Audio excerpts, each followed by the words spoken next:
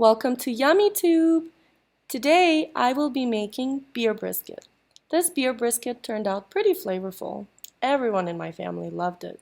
It's pretty easy to make. You just put all the ingredients together and put it in the oven for 5 hours. If you're at work or out of the house, you could put it in your crock pot on low for 8 hours and you will get the same result.